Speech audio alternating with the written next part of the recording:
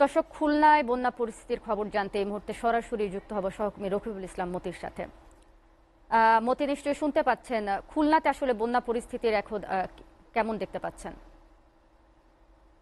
খুলনার যে যদি বন্যার পরিস্থিতি বলতে চাই সেক্ষেত্রে বলা যায় যে খুলনার কিন্তু যে বন্যার যে ক্ষতি হয়েছে সেটি হচ্ছে আমাদের যে দক্ষিণ অঞ্চলে যে যে সমস্ত এলাকা আছে সে সমস্ত সমুদ্রর পাশে সুন্দরবন কেন্দ্রিক যে এলাকাগুলো আছে সেই এলাকাগুলো কিন্তু পানি বেড়েছে। পানি 5 থেকে 9 ফিট পর্যন্ত পানি বৃদ্ধি পেয়েছে, যার কারণে কিন্তু যে সমস্ত এলাকা আছে সেই সমস্ত এলাকা কিন্তু পানিতে তলিয়ে গেছে এবং যে সমস্ত নিম্ন থাকে সেগুলো ডুবে গেছে। এবং সেই ক্ষেত্রে যে সমস্যাগুলো দেখা দিয়েছে যে মানে যে সমস্ত ঘের বাড়ি রয়েছে এবং এই ঘের এবং ঘের অঞ্চলগুলোতে লবণ পানি ঢুকে গেছে এবং শুধু শুধু ঘের নয়, এবার যে বন্যাতে কিন্তু দেখা দিয়েছে যে লোকালয়ে কিন্তু পানি ঢুকে গেছে এবং লোকালয়ে পানি ঢুকে যাওয়ার কারণে মানুষ কিন্তু চরম বিপদের সীমার ভিতর দিয়ে পার হচ্ছে। এবং সবচেয়ে বেশি ক্ষতিগ্রস্ত হচ্ছে যে সাধারণ যারা আছে শিশু এবং বয়স্ক মানুষ, এবং তার সাথে যোগ দিয়েছে যে পশু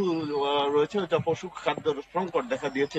এই বন্যা সবচেয়ে বেশি ক্ষতিগ্রস্ত হচ্ছে এই শ্রেণীর মানুষগুলো বলা যায়। আরেকটা জিনিস বলে রাখি যে যে বাঁধগুলো ভেঙে গিয়েছিল সেই বাঁধ কিন্তু এখন পর্যন্ত পুনর্নির্মাণ করা সম্ভব হয়নি। আমি একটু আগে কথা বলেছিলাম ওখানকার যারা স্থানীয় মানুষ আছে যারা বাঁধ নিয়ে কাজ করেন তাদের সাথে, তারা যে জিনিসটা জানিয়েছেন যে যে বাঁধের যে অংশটুকু পাইকাছি উপজেলা যে অংশটুকু ভেঙে গিয়েছিল সেই অংশটুকু কাজ কিন্তু তারা ইতিমধ্যে 90% করতে পেরেছে, আর বাকি যে পার্সেন্ট গুলো তারা জোয়ারের তীব্রতার কারণে এখন পর্যন্ত সেই কাজ সম্পন্ন করতে পারেনি। তবে সকাল থেকে তারা বলেছে যে 4 থেকে 5 হাজার মানুষ কিন্তু তারা একযোগ হয়ে কিন্তু তারা এই কাজ সম্পন্ন করার জন্য তারা কিন্তু চেষ্টা করছে এবং সেই কাজ আজকে কিন্তু তারা এই কাজ শেষ করবে বলে তারা কিন্তু আমাদেরকে জানিয়েছে।